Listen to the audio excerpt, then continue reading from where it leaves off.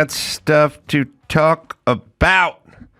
All right, let's see. I just saw Lena Dunham giving a speech.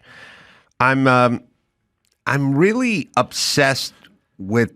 I have two obsessions. I have obsessions with blowhards, and I also have an obsession with extra talkers. I don't know why, but it's the extra. I guess it's because it's a close cousin of the blowhard. The extra, it's the people. Also, it's people who interview themselves. Where they go, do I think that illegal criminals, aliens who've harmed Americans should be deported? Yes, I do. Yes, I do. Do I think innocent Guatemalan citizen grandmothers with no tattoos should be hauled off, chained up, and thrown in a gulag? No, I don't. No. Oh, okay. This is an interesting little game where you just fucking you just interview yourself and then you come off like a hero. You're right. It's a weird thing, and then it's all the fucking extra talk. Like it's kind of a chick thing, but it's also like I'll go to the Home Depot and I'll go, where's the CDX half-inch ply? Do you have exterior half-inch CDX ply? And they'll go, aisle 19. I'll go, thanks. The extra talkers go in and go, you have CDX half-inch ply because we're building my niece a treehouse. And then they go, oh, a treehouse. And then you go, yeah, her name is Geraldine. Oh, I have a niece, but her name is Gina. And now we're off and running nowhere. Okay. My thing is military talk. To the point. Let's do this. What are we doing? We're building a treehouse. What are we doing now? We're at Home Depot. What do we want? Half-inch CDX ply. Okay, why are we talking to this bitch in aisle 14 about our niece in the treehouse when the plywood's in aisle 19 and we can get the fuck out of here? Well, all right. I'm picking up what you're putting down. So all the extra talky people, and it's and always in their story that they tell, they end up being the hero. They're always the hero in the story. And it's kind of funny because when they talk about like the LGBT, whatever, the trans community, everybody's a genius. Everybody's a hero. There are no fuck up trannies. You notice that? I've seen a lot of trannies. They mostly look like fuck ups to me. But in this world, they're all fucking heroes. And they should inspire us. All right. So here's Lena doing her trans speech. Yeah, I was wondering where you're going with this. Oh. She's, by the way, can I tell you something? When Girls was at the height of its popularity, I said, she's not funny, so you're not going to be hearing a lot from her in the future. But she was the toast of Hollywood when Girls, and I said, but she's not funny, so we're not going to hear a lot from her. Like, look, politics aside, it's not about politics. It's like, look, Seth MacFarlane has the opposite politics I have. Jimmy Kimmel has the opposite politics I have. And so is Sacha Baron Cohen, but they're funny. Yeah. They're funny. And so you go, oh, we're going to hear from this guy for years on, right? Because they're creative and they're funny. It's not me hating on her because of her politics. She's not funny.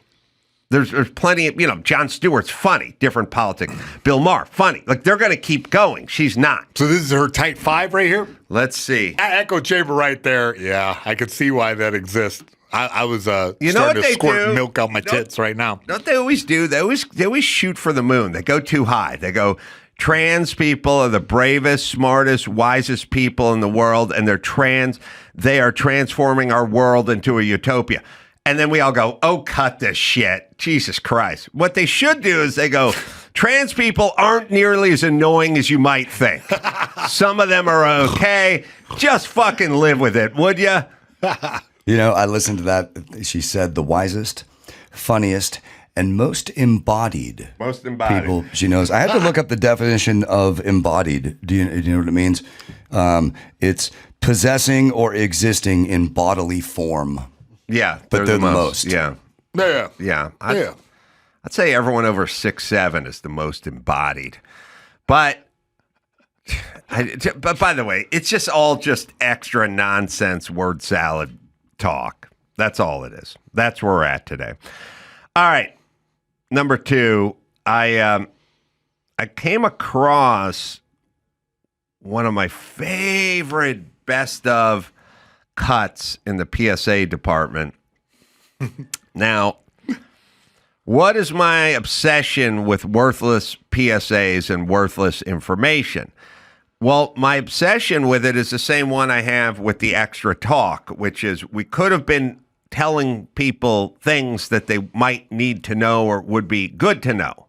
Yeah. You know, but we don't. I mean, it kind of goes back to, you know, when I was in junior high and in high school, but in junior high, you know, we had cooking class and sewing class and ceramics class. And like in cooking class, we learned to make Pillsbury Parmesan popovers. You take Pillsbury muffins, you put them out on a tray, and you sprinkle Parmesan cheese on them, and you put them in the oven. One of the worst things you can put in your body. I've never made them before or since. It's been 45 years. I don't make them.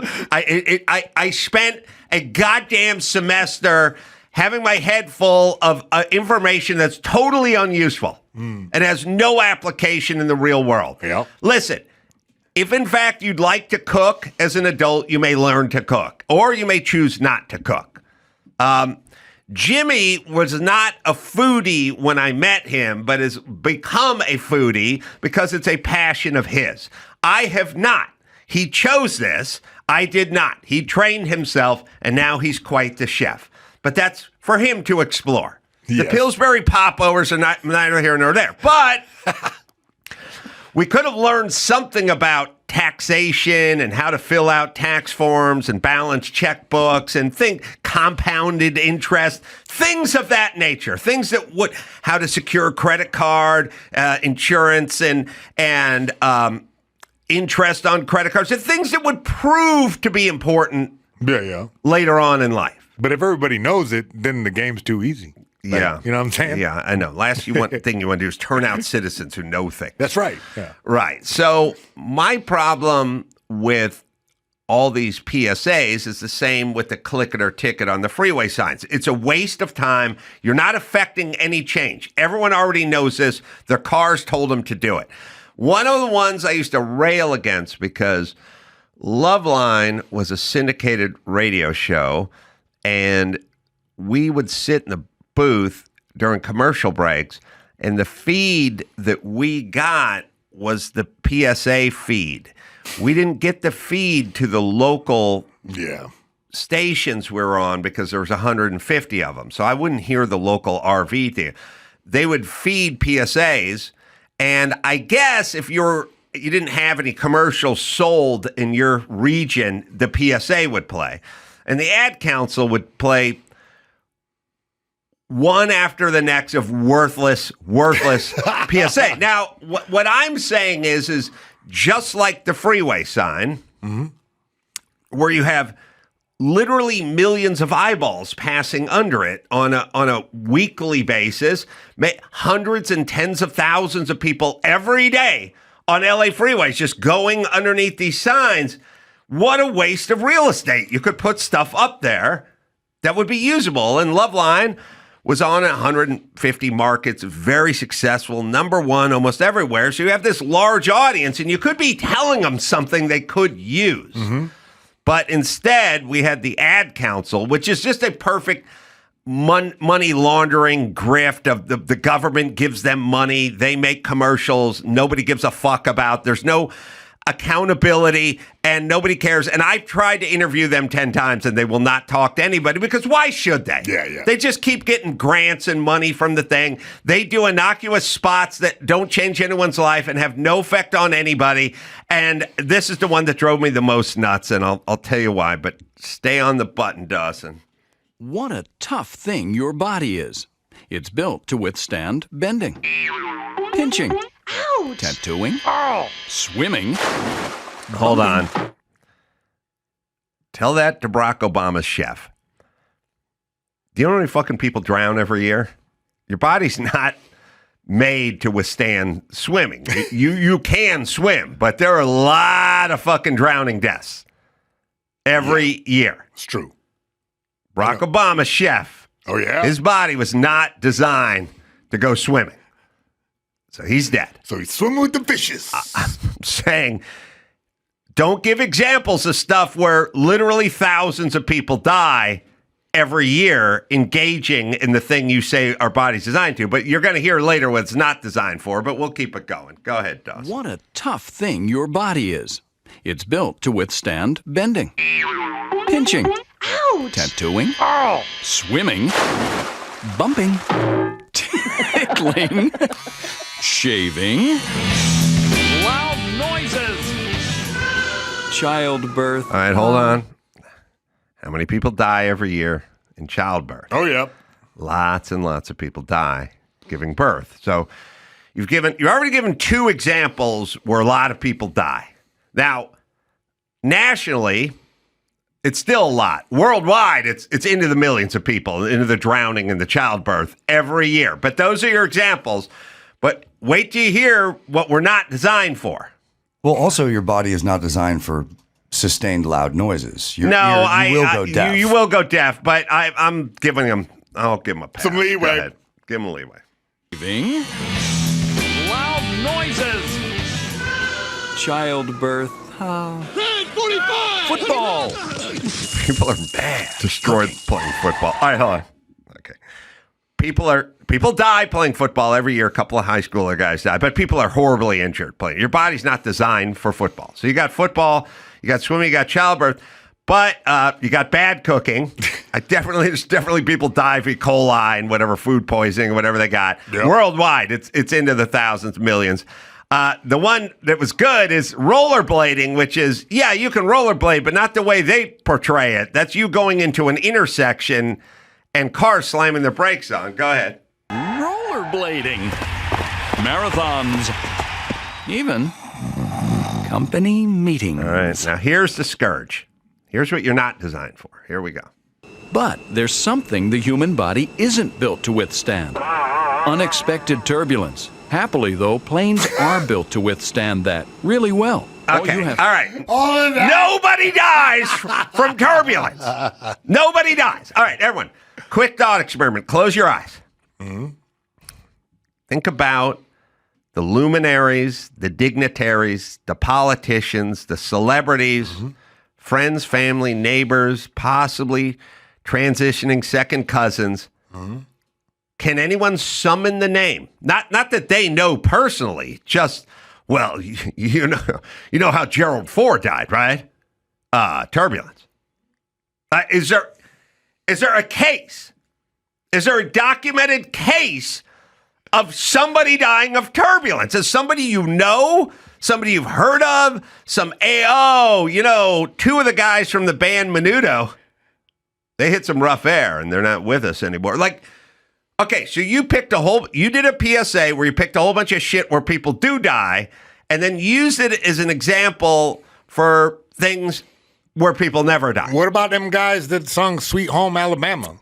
Oh, yeah, Leonard Skinner. But the plane hit a swamp and a tree. We hit turbulence? No, they hit a tree-bulence. Oh, okay. All right, but also... And then now we're getting back to click it or ticket on the freeway signs, which is there is no such thing as getting on an airplane and not getting a lecture about your seatbelt. So we don't need this PSA because as soon as you sit down on your plane, you get all the lights and the placards and the discussion of put your seatbelt on. Then you'll get the pilot going, I've turned the seatbelt sign off, but I still recommend you keep the seatbelt sign on because of turbulence. So why would we possibly need a PSA about something that we're already being told incessantly? Well, I thought Dawson just did it for the paycheck. That wasn't you when you were younger, wasn't it? That was young Dawson. That was young Dawson when you were 17? All right. So the reason we don't need click it or ticket is because our car is already telling us to put our seatbelt on. And the reason we don't need turbulence is because the stewardess and the pilot and everyone on the plane, I don't know, the The over-under on seatbelt conversation on a commercial flight, average time 3 hours, has to be 26 times. Yeah, put it right. on, take it off, put it back on. We're having a little rough air, so put it back on. Don't go to the bathroom until we've put the sign. It's nonstop discussion. So why would we need a PSA at 2 in the fucking morning? You're right. You're wasting everyone's time. It's a zero burger. This has prompted zero people to put their seatbelt on in an airplane. And Click It or Ticket has prompted zero people to put their seatbelt on in a car. So I would argue, why don't we go on to something that would be effective, something we need to talk about, something that could be all right, useful? So what's your dream PSA? When taking an unprotected left, advance into the intersection. That's right. Look, almost everybody driving does not have the correct tire pressure on all 4 tires. Yeah. And it affects their mileage. It affects the wear on the car. It affects the road. It affects accidents. It affects blowouts. It affects everything. Why not start that campaign and have tire filling sections? Yeah. And you'd pull off and you could get the guy to fill it up to the right thing. Everyone would use it, save millions of gallons. Because the tire lobby They won't do it. Yeah. Oh, there's 30 seconds left. Okay, here we go. Human body isn't built to withstand unexpected turbulence. Happily, though, planes are built to withstand that really well. All you have to do is wear your safety belt the entire flight. So next time you fly, stay buckled up the whole time. Because after all, turbulence happens, and you're just not built for it. This message is a public service of this station and the Federal Aviation Administration. It's a public service. The public has got so much out of that fucking ad I used to have to hear every night. I used to scream about, as soon as we came back on the air, I would scream about the ad. I remember. Jesus Christ. But then it reminded me of an ad that's funny because the Lincoln Project put an ad out about how dangerous COVID was for school kids, which, by the way, let me just say this about COVID or the Lincoln Project and all you assholes. There's tons and tons of footage of me screaming about COVID. I haven't tried to bury or scrub any of it from the internet. Why are you guys burying and scrubbing your own fucking shit about COVID? Because you're insanely wrong, and it may bring into question the next thing you're going to be insanely wrong about. But the thing that made me laugh about this one is now they've shifted the theme, which is we wanted to keep schools open. Oh, you wanted to keep schools open. Okay, why did you run an ad saying Trump wants to open schools and he's dangerous if you wanted to keep schools open? I remember. But this is a great... Everyone's got to go back and look at this shit because it's insane because it's only like 4 years old. I don't know when this was. This is... I don't know if we have a date on this, but it's a quick one. But it's funny when you watch it because... I'll show it. Get ready. In 5th grade, both in Michigan and in Seattle, you have to teach sex ed, okay? But when I moved to Seattle, they told me that I had to teach it to the boys and the girls at the same time. And I had to teach them about all of it. And I was like, absolutely not. Absolutely not will I do this, okay? Because you and I both know that this is a setup, that this is immoral, and that personally, I'm only familiar with 50% of the material. Joe Dombrowski is on the Adam Carolla Show. Joe from the classroom to the stage. Good to see you. Yeah. Joe's got dates coming up. He's also got a monthly show over at the Belly Room over at the Comedy Store. I love the Belly Room. Very intimate. Very nice. My Straight Friends, it's once a month over there. Also shows on the road as well. And you can go to Joe Dombrowski. It's long, but it's phonetic.com if you want to get all those dates. Good to see you. Thank you. Thanks for having me. What did you, so what subjects did you teach? Oh, you can turn the mic a little bit. Oh, get ready for this. There you go. Kindergarten. Kindergarten. Yeah, I taught everything kindergarten to 5th grade, and it was insane. Are in kindergarten, are you mostly just sort of a wrangler at that point, or are you actually able to impart things to them? No, you're imparting, but like I think the main thing is I'm not teaching them anything other than just how to school. Right. How to function in school, how to behave and do all that. Other than that, it's out the window. Because in kindergarten, you could have a plan, and it's never going to go according to that plan. Like a bird hits the window, and your day is lost. Right. So yeah. Yeah, I was thinking back on some of my old teachers the other day, and like growing up out here, school was very institutional. You know, every school I went to was built in the 20s or the 30s. It was essentially a box. It had thick screen on the outside, like so people couldn't get out or get in, you know, and the palette was all like gray and flesh color and weird sort of light avocado. Like everything they did was institutional. Like it wouldn't look any different than a prison or an insane asylum. Right. I thought you were going to tell me your school was one room with a bell on top. No, that was a little house on the prairie. Right. No, but the funniest thing is my very first year teaching, I went in there and talk about underfunded. Like there's no money to do this. It was like 4 desks and a couple pencils, and I had to fund the rest myself. But where was books? This is just outside of Detroit, Michigan. Oh boy. And the books that they gave me were books that I was using to teach when I was in elementary school. I'm like, I don't think this is adding up. I think some things have changed. Yeah. But you got to make the best of it. Yeah, I didn't really. I was kind of warehoused, but it was also understood. Like we had a kind of tacit agreement, which is like, I'll show up. You won't have to come looking for me, but don't expect me to do anything. And they're like, yeah, okay, we got it. And so it was like a thing where I would punch in and sit down and not really do anything. But all they needed was for me to be there so they could get the money. And the numbers. That's real. That's still real. And they kind of left me alone, and I left them alone. And then to make things even worse, my school, North Hollywood High, they start these, I don't know what they call them euphemistically, but chartery things or something, but they had Amelia Earhart. So what they do is they take a corner of the school, they put a trailer on it, they put a fence around it, and they're like, look, you fuck-ups who can't even handle North Hollywood High, the rigors academically of North Hollywood High, which is close to zero, you students who can't make it through the day without smoking, we will create another school called Amelia Earhart. And for that school, all you need to do is show up, call your teachers by their first name, and sit around and smoke on a coffee table over there. Hill. And if you want to get up and walk to Jack in the Box, go ahead. And you don't have to check out and do anything. But we will call roll, and you will be here. That's still real. Let me ask you this: class clown or no? I was.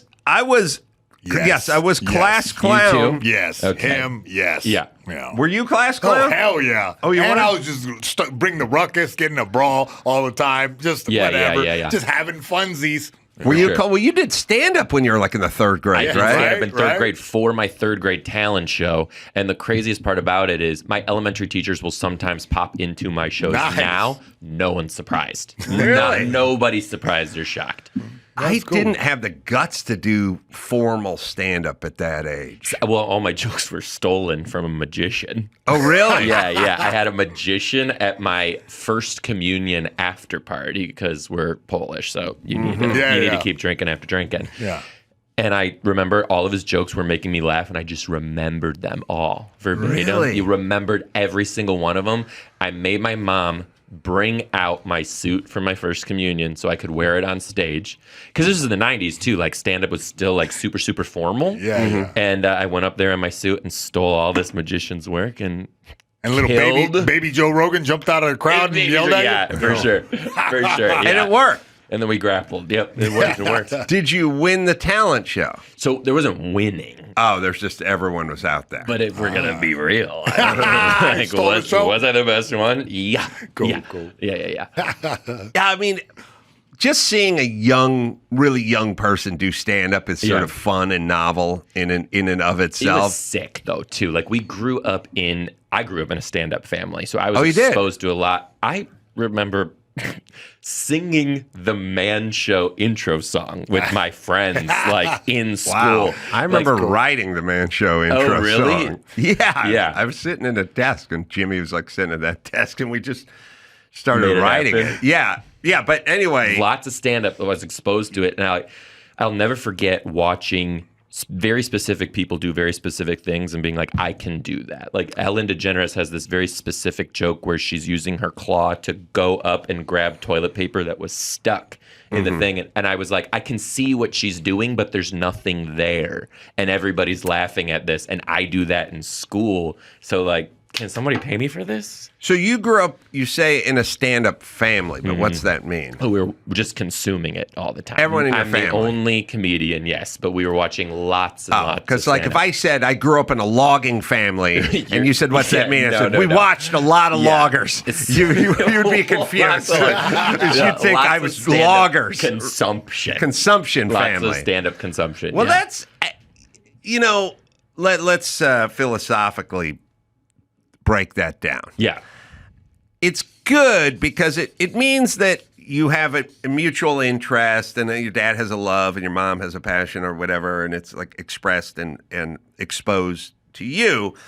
But it's also a mindset, which is I want to laugh. Like my mom didn't watch comedy or like comedy or watch stand-up, but because she was depressed and wanted to kind of wallow in her misery all the time. So it wasn't like she didn't like stand-up. It's like saying, well, my parents didn't like eating out or something. It's really what they're kind of saying is they didn't like being social with people and enjoying themselves. You know what I mean? It's not about pork chops. It's kind of about the mindset, right? Because like when I think, like you think about somebody you just adore and you go, oh, we should get a steak and a martini, and you get it on the calendar. And you're not really so much thinking about the steak. You're thinking about, I get to sit with that person and have a martini and have a great conversation, So it's like your parents must have been sort of joyous, I guess, if they liked stand-up a lot. Yeah, I mean, and that was the thing, too. I think it's the same with roller skating, by the way. People love roller skating. They're like, that's just a happy. That's not a person that likes being on wheels. They're saying, I enjoy shit. Absolutely. But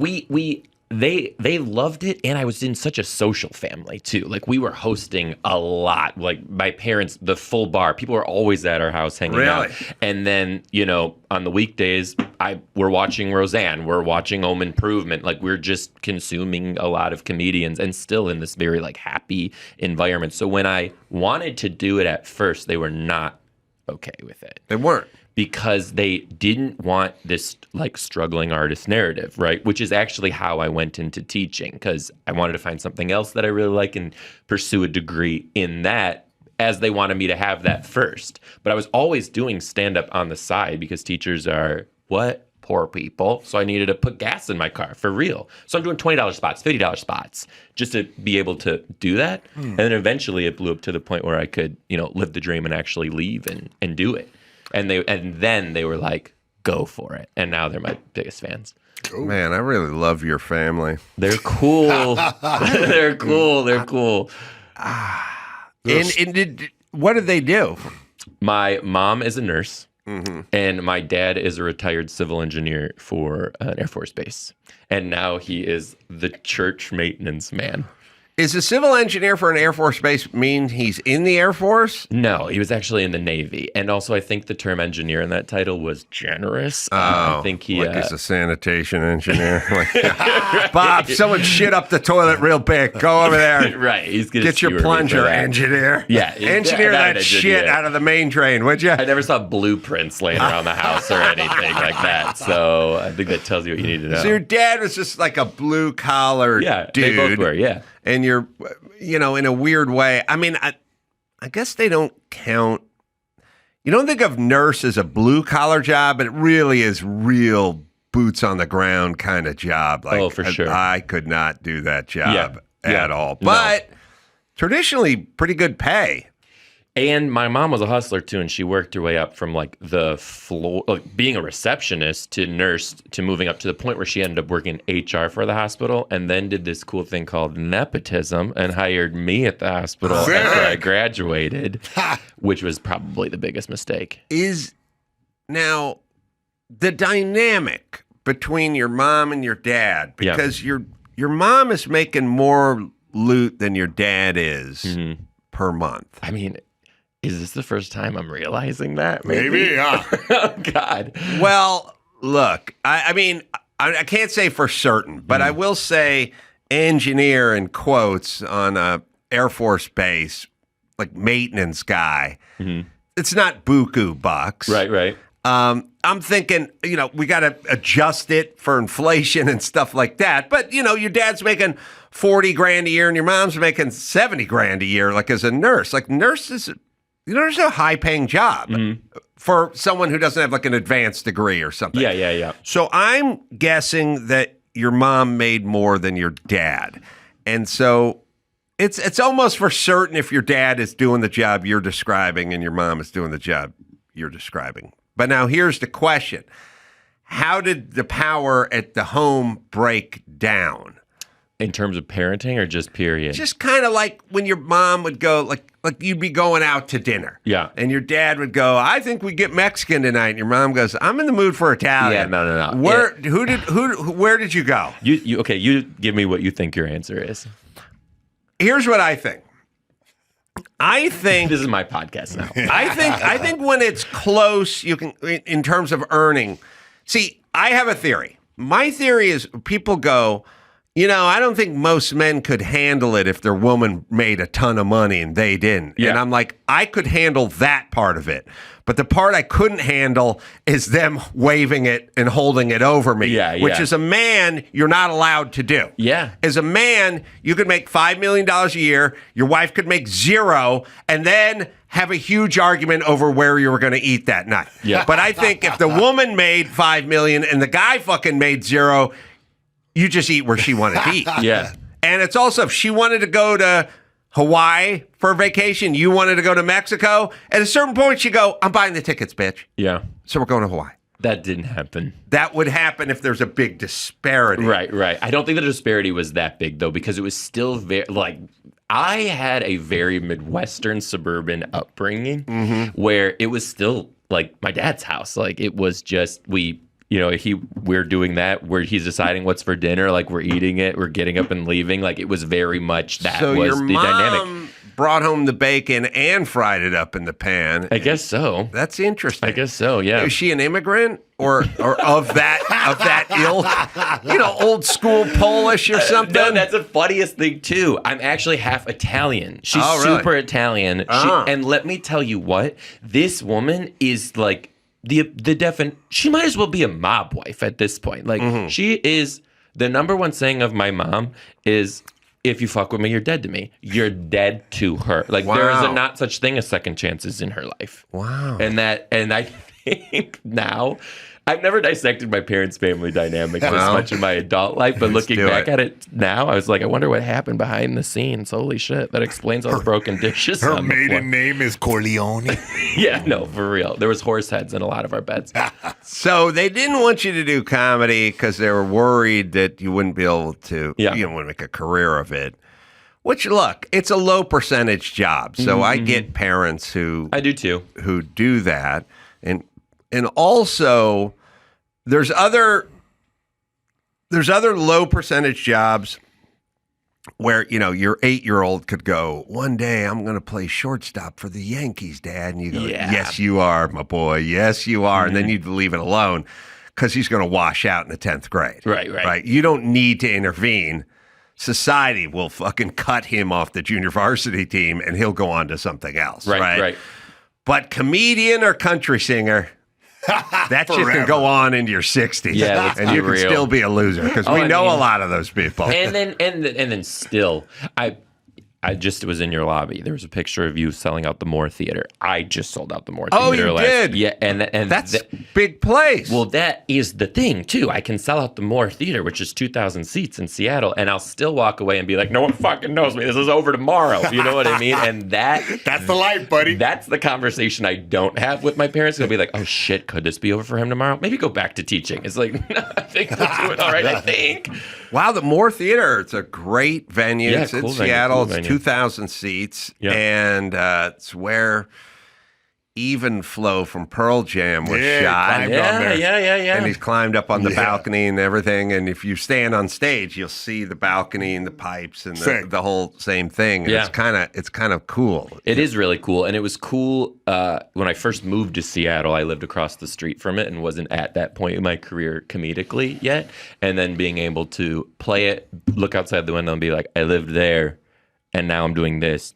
That was a highlight. That was very cool. Nice, yeah. Yeah, for me, I went and somehow did 6 shows in 2 days at Kirkland, Washington, at a place that used to be like a Domino's Pizza or something. and the first show would sell out, and they'd add another show, and that show would sell out, they had another show. But before you know it, it was like 6 hours of comedy each night.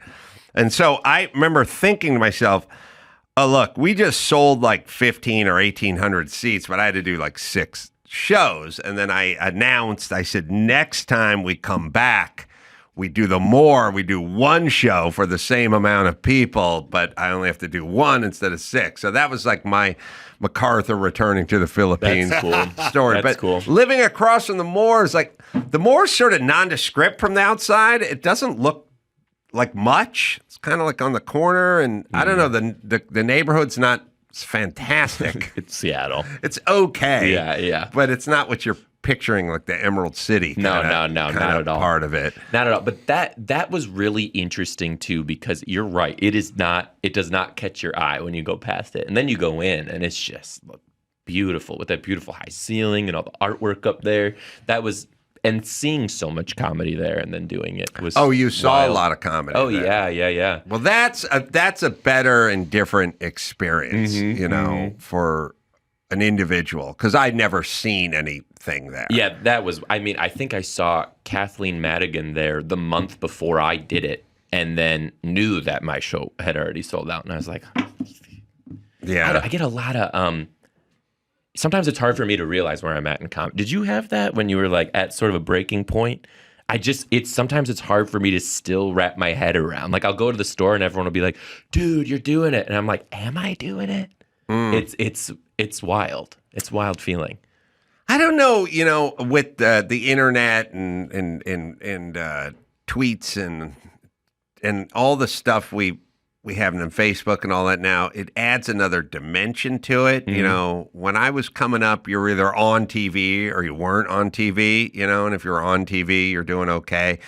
And if you weren't, you probably wanted to be on TV, but it wasn't. It was a little more defined. Like you knew who people were because if you have a TV show. And then if you didn't have a TV show, then you're only so famous because you didn't have a TV show, you know? Now it's fragmented into like 1,000 social medias. Like I saw you on YouTube, but you also have Instagram, TikTok, everything, so you could be famous on one. And like, I don't watch TikTok that much, so I don't know who the hell this guy is. Yeah. But then, Instagram guy, I know that guy. Just how real. it goes. That's and then real. The Facebook people, who the hell are they? That's Ron and Fran Dombrowski. Great. Yeah. Yeah, so I didn't know. I didn't pay that much attention to anything. I wanted money and I wanted to build stuff. Cool. So I was in show business, during the day or at night or something. But every other moment I had, I was in a Home Depot with folks that didn't know and didn't care. And then I would work with those people. So I was very immersed in building and in cars and stuff like that. So I wasn't really, hanging around at Dan Tana's with the writers, having martinis. I'd tape a TV show and then just go right to Home Depot and stuff. So I didn't really live that life. I didn't have lots of friends that were Hollywood types, you know. Yep. I wasn't part of the scene per se. Yeah. But I recognized I would, you know, people stop me at airports and say hi, but that was a byproduct of being on 2 TV shows simultaneously, you know? And I would say, they go, is it weird when people, I go, no, when you're on TV, that's what happens. People stop and go, hey, man. And that's how it works, because that's because you're on TV. That's how it would work. Yep. But if you were a lawyer who had a billboard everywhere in town that said, 1-800-FIGHT-FOR-YOU or no cuffs or something, you'd also get stopped at an airport and go, hey, it's the lawyer guy. True. Well, where do you develop most of your fandom from? Oh, so when it started to really pop for me, when I was able to take my stuff out of the Detroit area, it was because I made a very active switch to start just talking about what happened in the classroom. So I was telling these stories of the kids and like the wild shit that they would say to me, and it was just resonating because I was realizing that people are laughing because they have a kid or they were a kid. Most of them went to school. This is just very universal material that I'm doing, and that allowed me to go out. So then people would quickly be like, you're the teacher comedian, which would grind my gears though, because I had so much banked material that I wanted to let out about like all this other stuff in my life, but I'm like, this teacher shit's working. That's your hook. Let's do it. So I rode that wave for a very, very, very long time. And now the material that I'm like, the teacher core line will always be the through line of what I'm doing, and I'll always bring it up from time to time. There's just so much more that I talk about on stage that I think people are caught pleasantly off guard when they come to a show, right? It's an interesting perspective, because not everybody was been a kindergarten teacher. That's true, or a sassy gay one at that. So yeah. Wow, Joe Dombrowski's the least gay name I've ever heard in my life. It was sound like a linebacker to me. This. It was almost Dominic Dombrowski, and I'm like, you guys missed it. No, that's good. Yeah, that's super gay. That's either Dom. That's like a football player or a porn star. Either way, I'm into it. Why not both? Right. That is I don't know how gay names work, but like Tommy Toon, that's a gay name. Joe Dombrowski's it's the least likely gay name on the planet. It's so Polish. It's the Joe, because you got Joe Sixpack, I guess, or Joe something, Joe the plumber. Like I don't know. The Joe makes it, alarmingly heterosexual. And the Dombrowski, it just sounds like you sit around smoking cigars and Joe Kielbasa. Yeah, it's like it's like you sit around cooking brats all day with beer, and you drink Milwaukee's best. Yeah, Milwaukee's we drink Stroh's. It's Detroit. Let's be real. Oh, I thought you had but you take a draw off your Stroh's tall boy, and then you dump some of it in with the bratwurst, and then you take another draw off. Okay, nostalgia. Bratwurst beer liquid was pretty much in my blood. Really? Yeah. Oh my God. Also, shout out it's Kowalski's the name. If you want to sponsor me. It's a name that a foreman would yell out. Dombrowski, get back on those I-beams and quit flapping your jaw.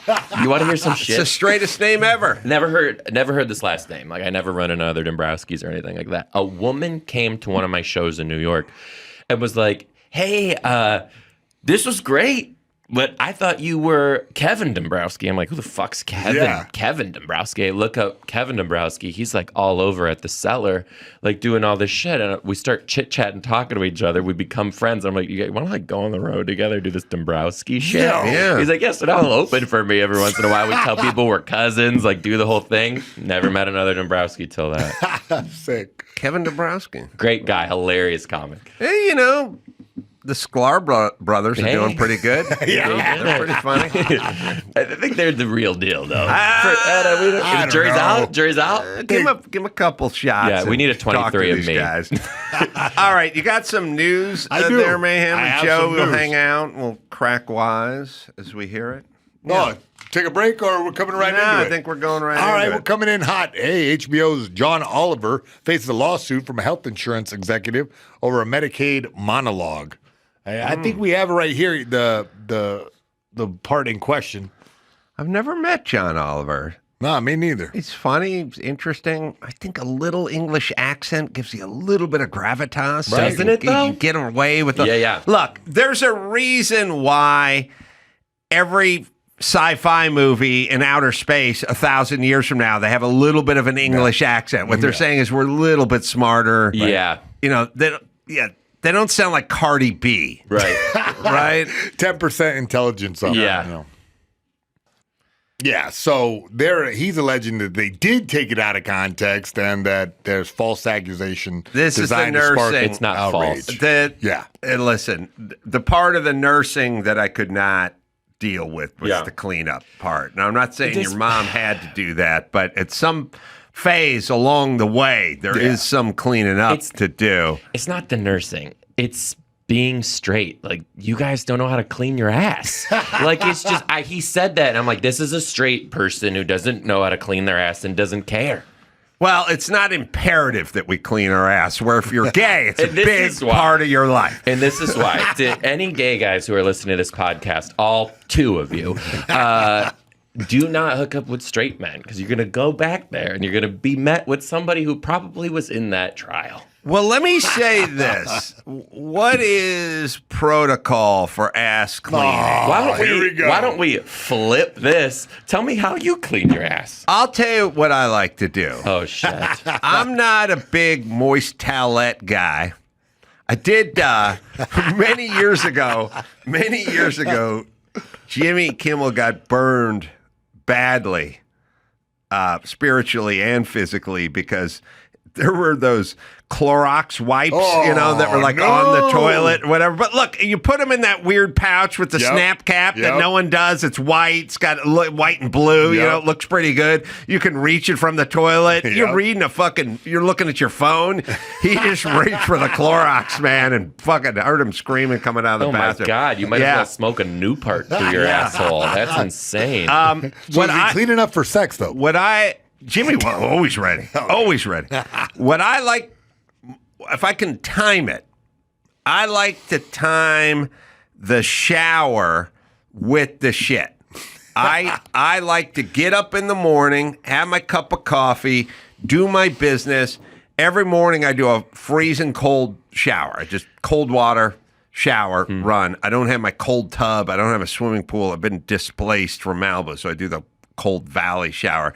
But the plan is for me, hit the toilet, then hit the shower and clean up, because you're never going to do better than the shower. Well, I'll do you one better. towelettes. Do a juice cleanse for 3 days and a colonic, and then I'm ready. A colonic. I do have to say, you guys surprised me.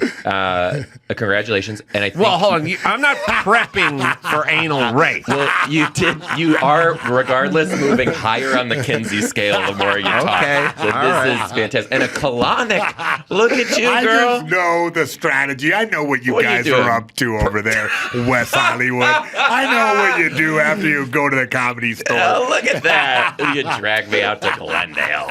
So, yeah, but when I can't hit a shower, after dropping a deuce, I'll do it until I don't see anything left on the paper, and then I move on. How are with my you not life. on the Toto toilet, man? You push the button and get your butthole I waxed. am displaced. You're at least bisexual. Yeah. This is insane. No, guy's calling me out right now. I This love is it, Toto. insane. I dragging knew. me out to I the- thought that was you on You're dragging me Snippies. to the after hours right now, bud. What do you know about after hours? This is insane. Do you have What gay do you friends? know? You got a bunch of gay friends, Yeah, don't I've you? had gay friends. my To me, God. I'm like, I know you guys' strategies. They all try to bang me too. And I'm like, Excuse whoa, me, whoa, don't whoa. let our secrets All out right, like all this. right. I'll just lay it. Yeah. This is a lot. I wasn't expecting this. I have the Toto seat, Yeah. but I'm displaced. But you don't. Oh, you're right. I can't I hit my forgot. toilet seat. Sorry, with, Coach. I lived in Oh, Malibu. I'm not right. able to return to my seat.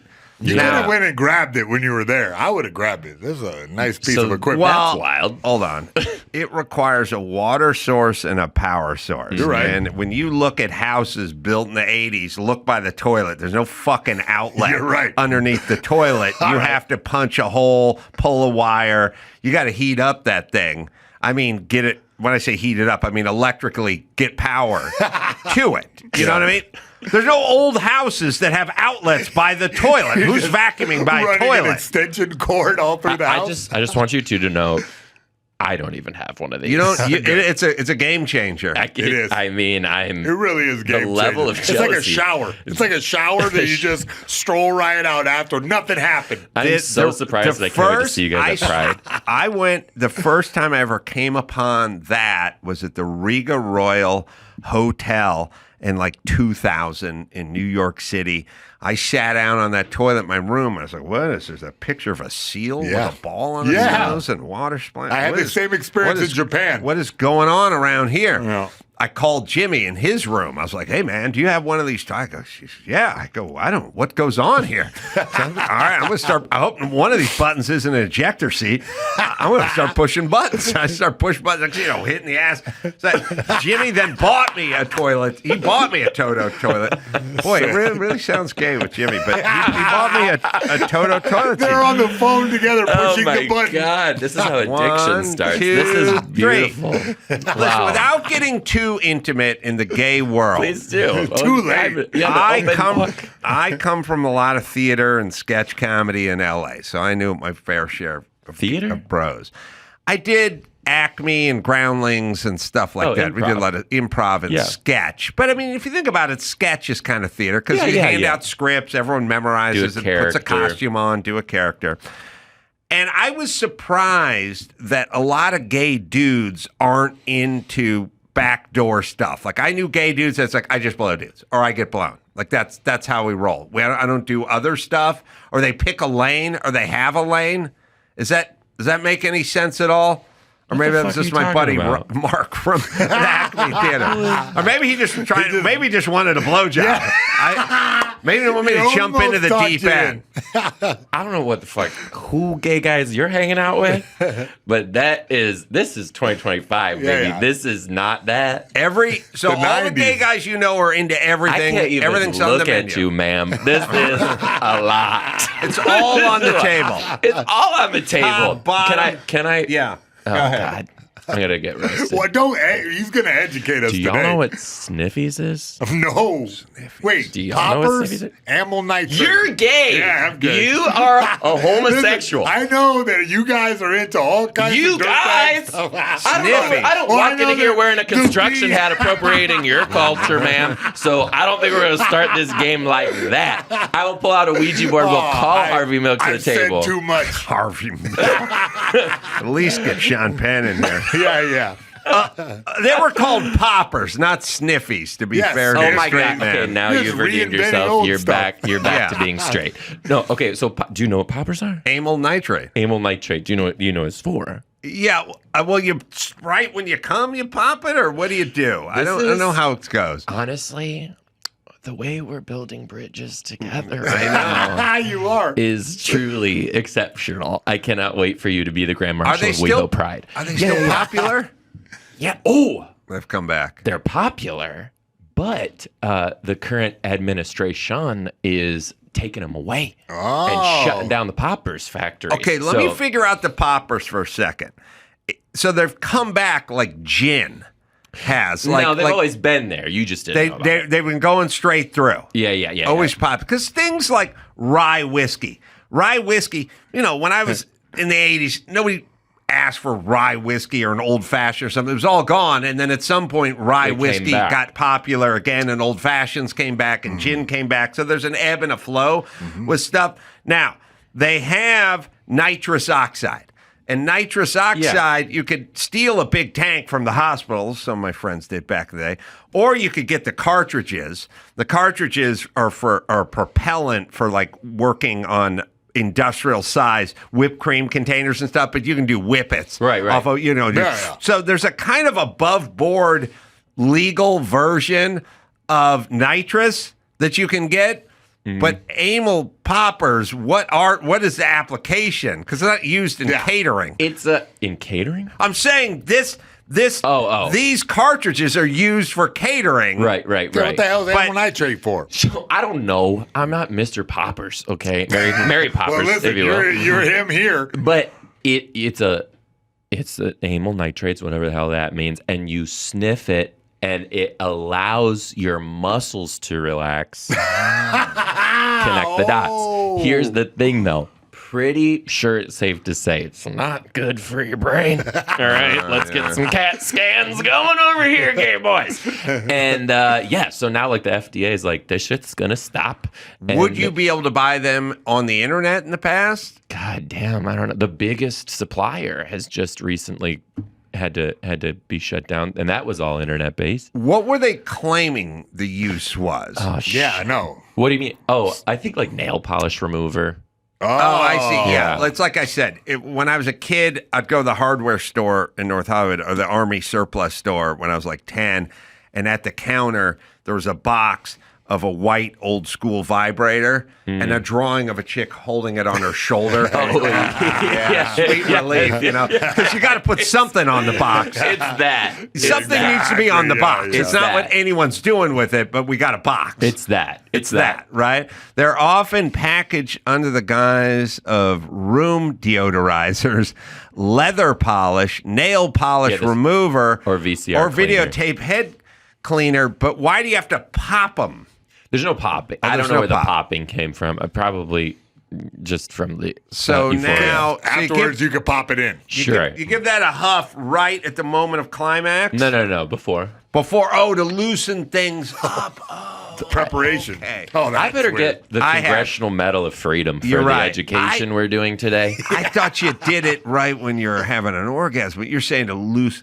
Yeah, that's interesting because I had a emergency room physician come over here to watch some fights. Yeah. Remember that? Yeah, he one guy showed was a a doctor. picture on his phone, Yeah. the giant dildo, Yes. and he Oh, said, yeah. I had to pull this guy worker had to pull this out of a guy's Yeah. ass. And I said, well, how do you get it? He said, got it with tongs or forceps. Yeah. You know, I go, how do you get the guy? He goes, you put him under. And I go, yeah, but even under. He goes, no, once you go under, you get pretty. Things relax. But that's a big ass dildo we saw. God, Right? it was a nightmare. That's because I worked in the hospital. That happened. Oh, you did? When my mom hired me. That shit happens all the time. Really? Yeah, I worked in X-ray in ER, and that would happen. What's the often. weirdest thing you saw up there? A Matchbox car. Really? Potatoes were commonplace. Potatoes? Potatoes are commonplace. Oh, Yeah. man, the Midwest. I hope there were those like little purple ones, not the Fingerlings? big Yukon. Well, you want to Gold. hear how I got fired from this job? Yeah. A male pelvic X-ray does show your full penis. Yeah. Just so you know. Okay. And they take all the X-rays that aren't being used anymore and they just keep them in a pile and then, I don't know, probably burn them or something like that. I thought it would be so funny to take all these male pelvic X-rays, remove the lampshade from the lamp in the workroom for all of my coworkers, Right. and change it with male pelvic X-rays. Turns out, not funny for everyone. It's funny. I thought That's it was funny. It's great. Yeah. I think it's a HIPAA violation. Apparently. Solid joke, though. That's Something like good. that. I thought. Workplace They weren't humor there. is gone now because everyone's so uptight. They're suing everybody. Yeah. Yeah, that's too bad. There were yeah. no names on it, no social security numbers, just penis and bones. Listen, you go in, so they say, when you go to one of these plastic surgeons and you want to get a boob reduction or a boob job or something like that, they got a whole catalog of boobs to show you. I would hope so. There's no names, but the guy's taking pictures of boobs and going, here's how it works. I'll get my hands on the before the reduction picture. But either way, they're showing around pictures of rando boobs. Yeah, that's but- part of the business. Yeah, they get away with it. They sign away that right. Yeah. Well, what about a cockshade? I don't get it. I had a Rams would football sell. shade in my room growing Wouldn't up. that What's the sell? difference? A nice little morbid Etsy shop. Those things would fucking fly. You're right. So was there big to do? Like someone go, who did this or who's responsible for this cockshade? Yeah, they threw me under the bus quick. Oh, really? Real quick. And then I had to go down to HR and be fired by my mom. Damn. Now, did anyone know your status as a gay black belt? As a gay black belt? Just knowing everything about the gay lifestyle. Did anyone know my status about Yeah, this? back then. Oh, yeah. Because Cox, the dick lampshade coming from me is a different, it's a different message. You know what I mean? You're right. Yeah. I don't beat off to yeah. the lampshade. He's never had a lampshade in his mouth. That's all he's saying. That's what I'm saying. It could be like, oh, Carolla, get the hell out of here. All coming back to Is me it? now that people are like, this fucking This homo screwing around with random cock. jerking off to these dicks in the break room. This is amazing. That's what happened. You should go back and sue that hospital. sue 'em. This is great.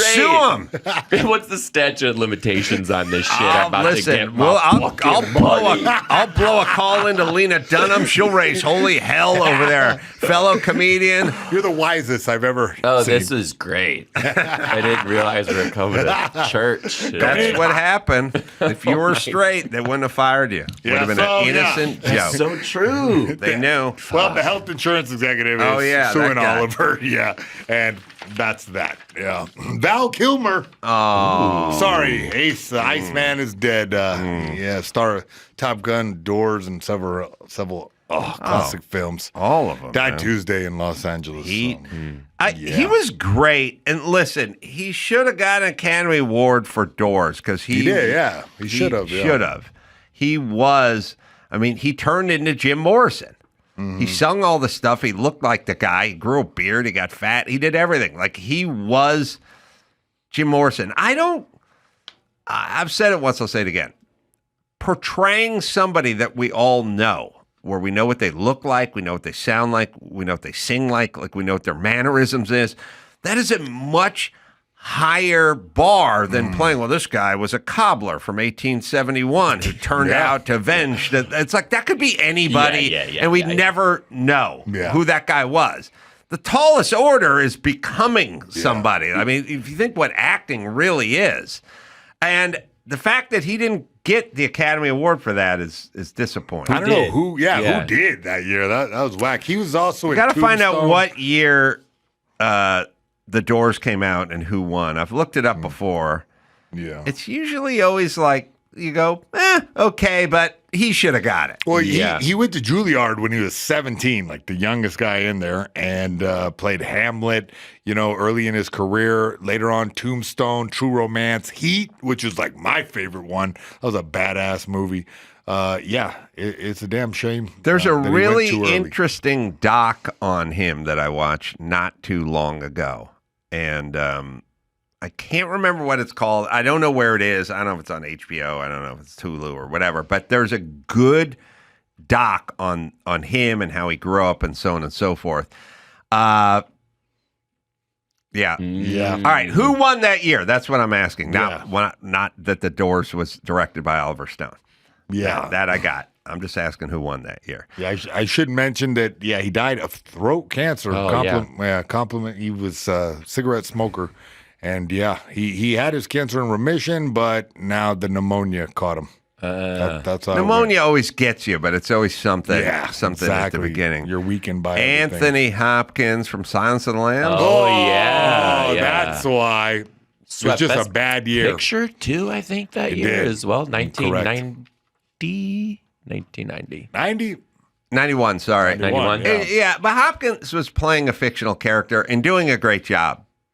But we didn't have an A and a B, Oh, yeah, you're right, for sure. And I think he sung all the Doors songs too, which He was really pretty, nailed it. Yeah. pretty good. Did you see him in Wonderland as John Holmes? Oh yeah, he was great in Wonderland. He was really good in that. That's a great movie. Yeah, I forgot about that. Yeah. Oh, he wasn't even nominated. Damn. Wow, that sucks. Yeah. All right. I liked him as Batman. Yeah, Thought that Wonderland was was a true story and an interesting story. And so he played John Holmes, and he also played Jim Morrison. Okay. Yeah, he was great. All right. Well, you'd like to know this. The Malibu home that Kanye West destroyed and abandoned is getting a new owner in an all-cash deal. Yeah, someone's paying cash for Kanye West's gutted beachfront So bunker. he buys this house Yeah. on PCH, and we got to look it up. He bought it. I mean, it's all sort of poured in place concrete. Yeah. And you'd have to get in there and finish it. It's weird that something that's just like a parking lot can be $19 million. For real. It's not 19 million. It's Well, no, 34 million. They snapped it up. Oh, I'm sorry, 21 million. Yeah. No, he Paid 57 million. Then Correct. he sold it for 21. Yes. Now he's selling it for Now they're selling it for 39. 39 is what they're asking for it. Exactly. Yeah. Wild. It is wild, and like I said, I don't know. Can you guys figure out the address of this place? It's not listed. Yeah. So I walked that area a lot when I used to live there, and I could kind of see where it was. First off, these lots are miniature. Yeah. These lots are like 35 or 40 feet wide, which is not a big lot. And they basically just go from PCH to sort of the ocean. Mm-hmm. But they're just super narrow. This isn't a double lot. And all those houses that burned down were all 25, 30 million bucks too. Now, this one, you should just leave it how it is because it could never burn down now because it's basically just a parking Well, there's nothing structure. to burn. There's nothing to burn. But if the concrete gets torched, they'll still deem it as irreparable and tear it down. As I learned from my last trip to Malibu when I was talking to the Army Corps of Engineers guy, they were trucking in all the burnt cement, and then they were pulverizing it, and then they were pulling all the rebar out of it, and they were putting it on a conveyor belt. Oh, here it is. Is it because the temperature gets so high that the concrete is now unstable? Is that what they told you? So here's how it works. The burning of it degrades it. Yeah. But not necessarily if there was a fire and there was like a retaining wall and it wasn't actually in the fire. So then what they have to do is test it. And the way you test concrete is you get a core sample.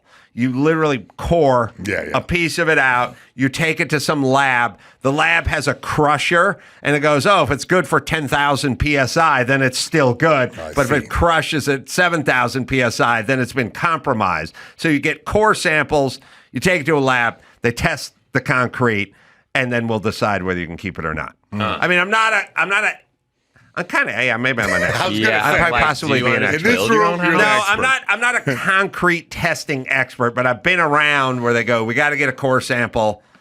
They'll get a core sample just to make sure the driveway, if they poured a landing strip at LAX. Yeah. Now, landing strip is not your driveway. Your driveway is 4 inches, maybe How do 6 you know inches. all this shit? That should be a contract. Yes. But a landing strip at LAX has got to be like 16 inches or something because the fully loaded jumbo jets are landing on this thing. So if you built a landing strip, a new landing strip at LAX, at some point when they were done, some engineer would get a core sample, make sure you got the right PSI, you used the right concrete, and it wasn't degraded or whatever, and test it. It would be part of signing off on it. Okay. Yeah. All right, Steve Hilton is here. Joe's got a hard out. That should be the name of your next special. You like that, boys? That should be the name of the next special. You're producing it, so sounds good. I'm producing it. I might drink so much at the after party, I put the dick lampshade on my head. Hey, now we're talking. That's with the credits are running over that picture. Get the Joe Dombrowski, everyone, my straight friends, monthly over at the Comedy Store and the podcast, the Social Studies podcast as well. And he's got live shows at joedombrowski.com. That's where you go as well. Thanks, Joe. Yeah, thanks for having me, guys. We'll talk to Steve Hilton right after this. It's time to check Adam's voicemail. Ace man, this is Jason from San Diego. There is no fucking way Gavin Newsom is having you on that podcast. He's the biggest pussy on the planet. Keep it real. You can leave us a message at 888-634-1744. Steve Hilton is in studio. Steve, you may know from The Next Revolution, ran on Fox for quite a number of years. I was a guest on it a time or two. Studied philosophy and politics and economics at Oxford University. It's a fairly interesting and long storied career. Califailure, Reversing the Ruin of America's Worst Run State is his new book. It's available as we speak. You can get it at Steve Hilton. You can go to stevehiltonshow.com, but you can also just go to Amazon and wherever and get it wherever you want. Yeah, it's a weird and troubling conundrum, I guess, as a person that grew up in California and lived here and sees how it's run, and it is sort of displaced as we speak because I lived in Malibu and everything's burnt, and all that. And and then you wake up and they go, oh, now sales tax is 11 cents now, and the money's going to the homeless. And you're like, what about the $24 billion that already went to the homeless, And then they come out, gas prices. He blamed it on gouging, but it's not. It's just the way it's run. And then you and I are in there with Dr. Drew and Mark Garagos and stuff. Yes. Like, people have lived here our whole life. It's not working the way you're doing it. What can we do? What's the plan? But furthermore, what quest are they on? Yeah, great. All great questions. By the way, there's another person that Gavin Newsom won't have on his podcast, and that's me. Right. I've got a book out. It's all about California. Let's go and talk about it. You say you want people on the other side.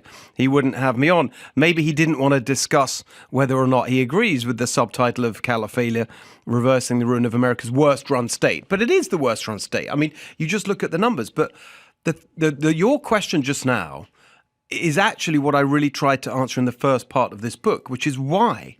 Like, what is this about? Because it's not, people talk a lot about incompetence. It's not just incompetence. Of course, there's a lot of incompetence, but there's an ideology here. And they've taken this state and they've turned it into this ideological experiment. And it's been going on for years, and now we have the results, and it's a total disaster. And we can get into the examples of that. But what I was trying to answer, what is driving this? And so the first few chapters of the book are trying to unpack the ideology, because there's different components to it. There's elitism, there's narcissism, there's socialism, there's the big government, bureaucratism, all this stuff. Climatism, like the climate cult. It's all combined to create this total failure on every front. We are the state with the highest rate of poverty, the highest taxes, the highest housing costs, highest costs for everything, gas, electricity, water, highest in the country, the worst business climate, everything. Everything is a disaster. There's nothing that's working well. Nothing. Well, here's a metaphor that I use, and you're uniquely qualified to say it's spot on or way off. And there's two metaphors I use for California. One is the hot blonde in high school, which she doesn't have to study. She doesn't have to work as hard. Her phone is going to be ringing every Saturday night. She's going to be on a date. She really doesn't need to put the work in, because look at her. And people don't care. They just see her, and they're all attracted to her, and they want to get in business with her, and they want to date her, and they want to be with her, Well, at some point, that blonde turns 50, and it's like, you know what? The phone ain't ringing. She's got the crow's feet. She spent a little too much time in the bikini in the sun. Yeah. She's got a few liver spots now. And she's looking around. Now, she has no skills. Yes. She didn't study. The fat chick with the big nose, she's a lawyer. She went to school. She learned early and often, I better work hard to attract men or to have a good life. The blonde is lazy, has no work ethic, and never studied in her life. And at some point, she's aged out. And we have aged out. You got it. That's right. I mean, look, exactly. And people used to say, oh, well, people don't care. Well, fuck it, whatever. It's California, the weather, it's great. People are leaving now. Yes. They are leaving. Yes. In their hundreds of thousands, right? Again, another piece of data. For the first time in California's history, we've lost representation in the Congress because so many people are leaving. The projection is we'll lose another 3 or 4 next time. In the Electoral College, less weight for California because so many people are leaving. There's a ridiculous story I found. It's in the book. Maybe you've heard this one. There's an Orange County firefighter who's so expensive to live there, he loves his job, moved the family to Tennessee. They've moved to Tennessee, but he loves his job. He's commuting. Wow. Because that somehow makes sense more than living in California. Right. So many people are leaving. And on the business front, that's the other thing. You hear Gavin Newsom trying to defend this. Like, one thing you hear from them over and over again is, well, we're the 5th biggest economy in the world. And that's true just on the numbers. And that's great. I love California. I'm proud of that. Fantastic. We're great. But we've also got the highest poverty rate. And for most of last year, we were the highest rate of unemployment. Right. And now we're number 2. So the jobs aren't even there. And so they've been complacent about it, just like your analogy. So they think this is going to go on forever. But it's not, actually. Businesses are leaving. And I think we're on the brink of a real collapse, an economic collapse in California, because it just doesn't make sense to be here anymore. And there are better places. I was just in Texas. I was in Austin on Sunday and Dallas. And that's where it's booming and people are moving. That used to be us. Yeah, well, imagine this. I always say this. Carroll Shelby, famed race car builder, constructor, name behind the Shelby Mustang and the Shelby Cobra, is from Texas, and he moved to Venice Beach, California, to open his first shop in the 60s. Right. Could you imagine Yes. moving from Texas to Venice Beach, California, to open a shop where you manufactured race cars? I know. It's just, and that's so sad. Like I tell a little bit of a story like that when I'm talking about the book. Years ago, when I worked in the government in the UK, I was senior advisor to David Cameron. He was the Prime Minister. Before he was Prime Minister, there was an article written in The Spectator, the magazine, the printed magazine in the UK, political magazine. It was the cover story, and it was all about how I, as the senior advisor, was like the headline on the piece was California Dreaming. This is like 20 years ago, something like that. And the theme of the piece was Steve Hilton, David Cameron's kind of policy guru. The plan that he's making for the UK, that they're developing, is inspired by California to make the UK more like California. And it's called California Dreaming, the piece. And can you think of a single country where the advisor to any political leader would want to make their country more like California? Not now. Now. No. And that shows how, they've ruined it so quickly, actually. Yeah. Well, the other analogy... It's been going downhill for a while, but Yeah. the last 10 years, I don't know, it's just really accelerated. It always... I don't know what the saying is, but it's like when... And it's a famous saying that I'm going to butcher, and I don't know if it's Ernest Hemingway or something, but it's like when somebody goes bankrupt, it's slow for a long time, and then it's all fast. At once. Exactly. And then it's all at once. Exactly. And we're in the all-at-once phase of California. Yeah. And I've also said this analogy. I got a lot of California analogies, but California is like an ocean, and an ocean next to a third world, and they can just keep running raw sewage into it, and it's so vast. Okay, and great. so deep that it can absorb it. It just California could absorb anything. It could absorb illegals. It could absorb homeless people. It just could absorb everything. But at a certain point, after years of absorbing like just raw, untreated sewage, fish start floating up, and you're like, you killed the ocean. Yes, this is right. This is what's happening. We've absorbed this stuff. It's happened fast at the end, but it's been going on. Bad schools, bad policy, tax, bad the business, bullshit, the business bloat. regulation. I remember you talking about it years ago, just with what you have to do to build anything. I mean, it's insane. The stories, I could even put them in the book. There's so many. I'm on the road the whole time. Like, there's one that's insane. Woman who runs a small winery, and she wanted to increase her permit for the number of guests. She built an extra patio or something, from 30 to 50. That process took 6 years and $1 million. Right. Consultants, lawyers. I was just talking to someone just now. I was out in San Bernardino County this morning. Building guy, construction, builds houses. And you get into the detail of it. I mean, you know this. It's just insane. You need to hire a consultant to get the grading permit, and then the city hires their consultant, which you have to pay for. And then there's a separate process for the environmental review. On and on. And it's unbelievable. Unbelievable. It's stifling. And they keep saying, the thing that's really fucking pissing me off right now is you've got Newsom out there. I've suddenly...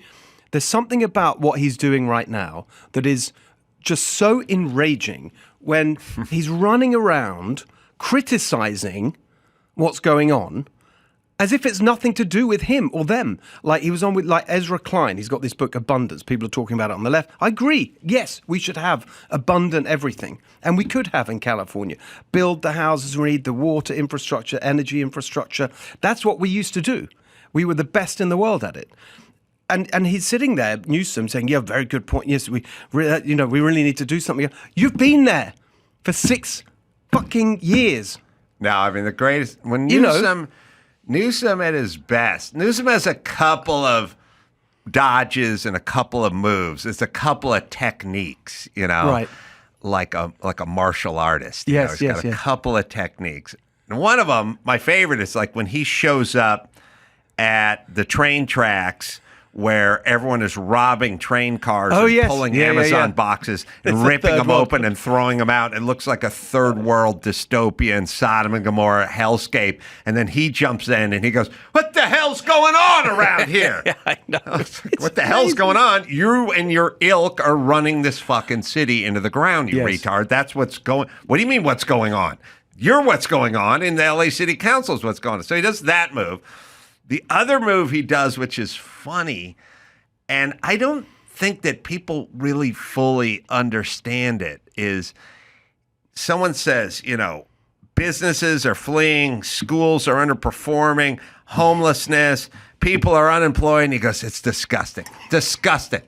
And it's like, it'd be like... It's unbelievable. It's unbelievable. It'd the be like shamelessness of it. If I ran a factory. It's like if I took over your factory and I was the foreman of your factory and you go, none of the shipping orders are all screwed up, stuff's falling apart. A guy drove a forklift through my office the other day and knocked my desk over. Nothing's getting out. Yeah. Everything we're making is defective and being sent back. And I went, Steve, that's disgusting. Disgusting. You know what? You know who's more upset than you are? I am. I'm more upset than you are. It's like, yeah, except for you're the foreman and you run the factory. Even when he says, trying to look this sort of fake, taking responsibility. Like the other, I think on the Ezra Klein thing, he said, yeah, that's on us. That's on us. No, it's on you. Right. You. Not Yeah. us. What's this Us. nebulous us? And he's going on about his party, we're so toxic. You're the leader. I mean, it's just unbelievable. Well, it's not. I mean, as I've said a million times, though, sadly, it's not his fault. That's true. He's a sociopathic, maniacal weirdo. There's something wrong with Gavin Newsom. He sat in here for an hour and a half. That was an amazing. Is that when you were on the? That was a long time. You mean the one a while back? Or was there more? Well, there was one from when you really got him 10 years ago where he came in here, which was a mistake.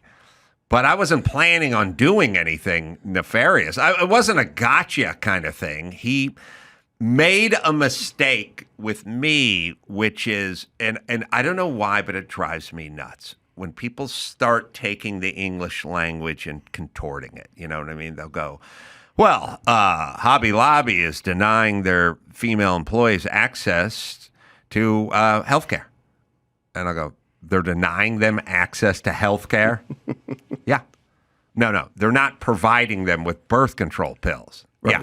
Well, that's not denying them access to health care. Like, just stop lying. It's weird and embarrassing. And so he tried to tell me that blacks and Hispanics in either LA or California don't have access to checking accounts. Oh, that's right. Exactly. So I wanted to know why. First off, have access. It could be choose not to get a checking account, but they have access to it. And by the way, how can it be 50% of Hispanics when California is 50% Hispanic? That's a lot of people that don't have checking accounts. Anyway, he sat here and he lied. Now, he's used to talking to Alex Michelson or whatever fucking bootlickers these guys talk to that just sit there and do softball after softball after softball interviews with them. It's not Alex's fault. He wants the next interview. So he has a weird choice. He has to either push back and never get another interview or ask no follow-up questions and get 30 interviews that no one gives a fuck about because there's no information being dispensed because you've asked him a softball question, he gave you a bullshit answer. I prefer to ask the follow-up questions. So I just kept asking him what's wrong with these people and what's going on. And he sounded like an insane person, quite honestly. He did sound. See, he doesn't know what he sounds like, and that's what makes him a sociopath. But also, they use. I had a real. I want to get back to the more recent one because I hadn't heard that. But this language point. Oh, you haven't heard this one with him? Okay, do the second one, and then I've got a Karen Bass one for you. But do the second one. We got a 2-minute version of it somewhere if you want it. You haven't heard the one from 10 years ago? No, I've heard that one. Oh, that one. Yeah. But you haven't heard the one from 6 months ago? I don't think so. I don't know. Maybe I have. Just remind me what it was. That's with me on Chris Cuomo's show. Uh-huh. And I somehow got on a panel and somehow Newsom popped up on Zoom and we're all supposed to ask him a question. So I just rushed one out. I don't remember. Oh, well, that's a good one. Well, we'll find that one and then you can... We don't need check cashing because we know that one. But you can tell me Karen Bass. About this language point and the bullshitting. And funnily enough, this was recent. This was last week. You'll totally relate to this one, given that you're in the middle of it all. And so something about it crystallized for me why nothing gets done. Because of their mentality, these people. So she puts out a tweet, a post on X. And the words that are typed, either she did it or her aides, were... I have just signed an executive order to streamline permitting. This was last week. Mm-hmm. Very simple, very clear. And you think, okay, great, good, finally. Okay, it's 4 months late, but whatever, good. But it was above a clip of her at the event when she announced this, of a video. So, okay, I'll watch it. It's a 2-minute clip. This is what she actually said. I have just signed an executive order tasking agency heads to develop paths forward to streamline. It's bullshit. Nothing's going to happen. But she thinks that actually is action because they've got the mentality of the sort of bureaucrat. And this is what you get from a one-party system. It just throws up these people whose only skill is going to navigating the political machine. Yeah, I think what we're getting into that I've been really thinking about for a while is these are process people. Yes, and I know exactly. Process people because my mom was a process person, but never got anything done. Yes. Well, I mean, what are you talking about? Developing paths forward for streamlining. Well, okay. When people do stuff and have a skill set, now you see Donald Trump, commercial developer, Rick Caruso, commercial developer, not process people, builders. Yeah. Builders. Career politicians are process people. So they want to have a discussion and they're going to have an exploratory blue ribbon committee and they're going to study the data and everything is about slow down, safety, and we're having a meeting about it. We're going to explore this. And then we need to know the impact that this is going to have on whatever it is. Exactly right. And at the end of the day, it is basically the old basketball 4 corners run out the clock back when they used to let you run out the clock. In college, before they had a shot clock, you just run that clock out. They run out the clock. And that's what they do with everything. But they're process people. They shouldn't be in these positions. Yes. And that's what Bill Maher got. You could see, I think he's way too soft on Newsom. He's sort of half in love with him, it seems to me. Always so nice to him. But actually last time when he was on the other week, maybe it was last Friday, I can't remember, maybe just now. And he quoted it back to him. He said, the last time you were here, he was asking about all the regulations and getting things built. He said, the last time you were here, you said you're going to deal with this. And he said, it's a new day. And nothing's changed. No, their raison d'etre is to make regulation. They're process people. Yes, That's what exactly. they want. They sit all day and have meetings about process. Yes. I read a tweet today that Karen Bass is, going to require all, or the LA City Council, all people who rent apartments landlords are going to have to provide a stove and a refrigerator. You know, the first apartment I rented in North Hollywood when I was, 19, it didn't have a stove or refrigerator. I went and found it. Yes. I bought a used stove and a used refrigerator. I didn't have any money. But the point is that's between me and the landlord. It has nothing to do with you, Karen Bass. And literally, you're passing this stuff while homeless people are languishing in the street, while schools are failing their students, and so on and so forth. Yes. This is the kind of stuff you guys are focused on. This is what they do because that's what they know. That's what they know. Let's tell somebody what to do. But I think I don't want to be too fair because I just think it's so disgusting what they've done. I don't know. I think they probably think that is acting. They really believe that. They go, what are we here to do? And they go, we are here to talk about regulation. Yeah. Not abolish regulation, create regulation. So they sit around all day and then someone goes, look, there was a guy I'll play the clip from me and Gavin Newsom on Cuomo. He wasn't expecting this, I think is what it was. That's the only way you can deal with him. If you fucking sit back and let him filibust about how much better they're doing than Florida, then you're fucking exactly right. You can't let that liar get ahead of steam. You have to constantly cut him off. And it's Idiots. such a lie. It's all a lie, but they sit back and let him lie, and then when he's done lying, they go, all right, I got another question. No, but this thing is really important. We never forget this, right? I'm obsessed with it and not letting them forget, which is this, in hindsight, and we didn't know that. That is bullshit. We knew at the time.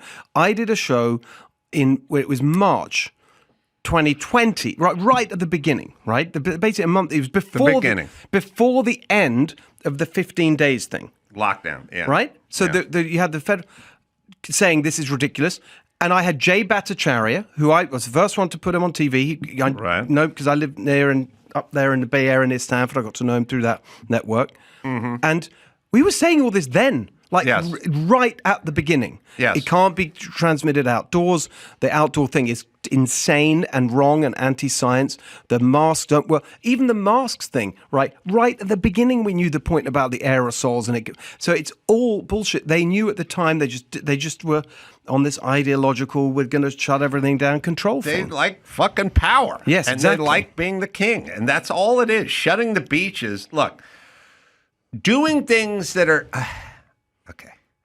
doing things that are necessary mean you're in charge, and that's what a person who is in charge would do. So when you're, doing things that are necessary, you go, well, listen, I think the speed limit is 40 miles an hour, but it should be 25 in the school zone during school hours. And you go, okay, that's you in charge.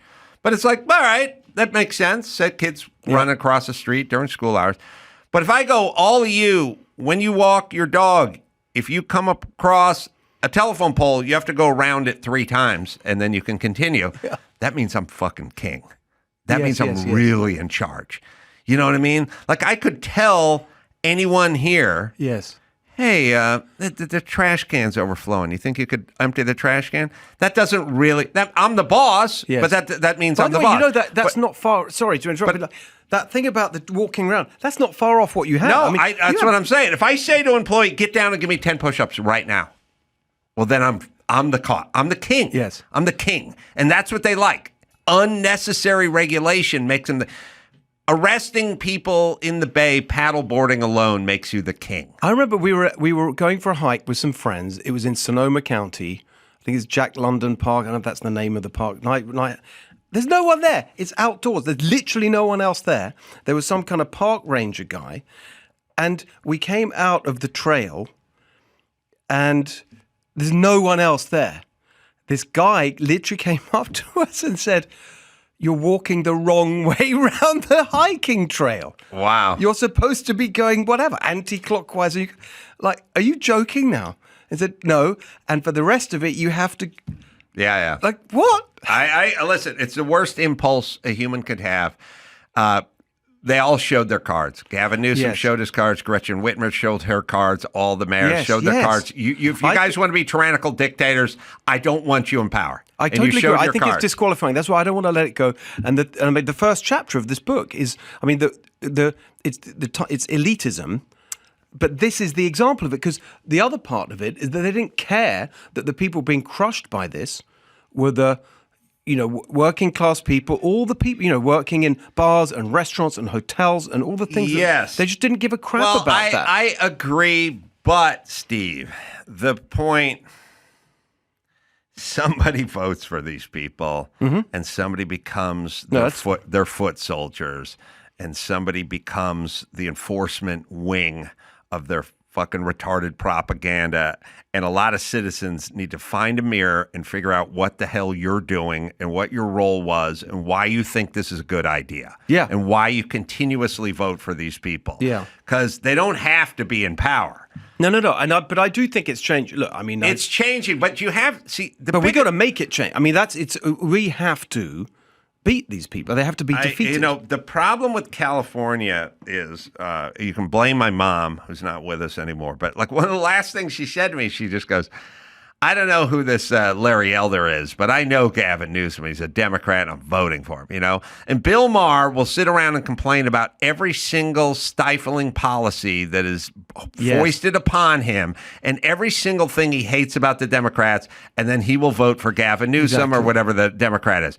Now, that's a hard one to overcome, because if it's a situation where you just get the constituency and you go, look, is your life better now than it was 10 years ago in this city or this state? Do you feel like you're paying too much in taxes? Have you seen what our gas prices are versus Texas? Have you checked the scores at the schools? How about safety? Do you feel safe? You've been told not to go out wearing an expensive watch, look over your shoulder when you're driving. Do you think you're better off? And they would say no. And then you'd go, okay, well then vote for a group that is not the group that implemented all this stuff, which would be logical. It would be pragmatic. And it would be fine if there weren't a bunch of narcissists who went, yeah, but I'm a Democrat. Right. Yeah. And that's what happens. They go, yeah, but like Bill Maher, his whole plan is overhaul the political group that wants men competing with biological women, that wants an open border, that wants higher taxes and more regulations so you have to wait another year to get solar in your house.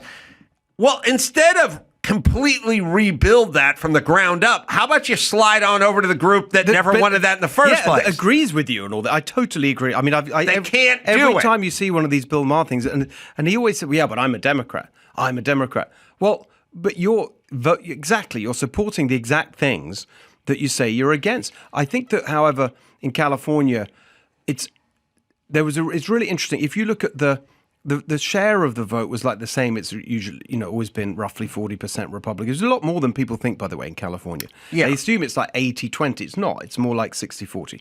But if you look at the number of votes last time for Trump, and translate that to 2026, which is a midterm election, if everybody who voted for Trump votes Republican in the governor race in 2026, then we'll win that. But of course, in a midterm, that you don't get the same numbers. But the reason I mention that is that there are enough Republicans in California.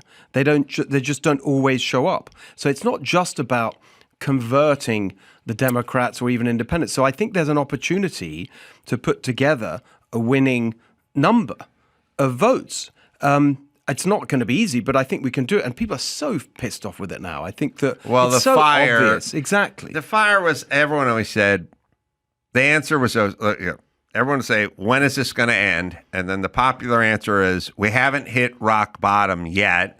Then I would always go, I don't get why we have to hit rock bottom. Why can't we just change slightly before we hit rock bottom? Exactly. And they go, no, we got to hit rock bottom, then we'll change. And then the fires came, and that could have been rock bottom.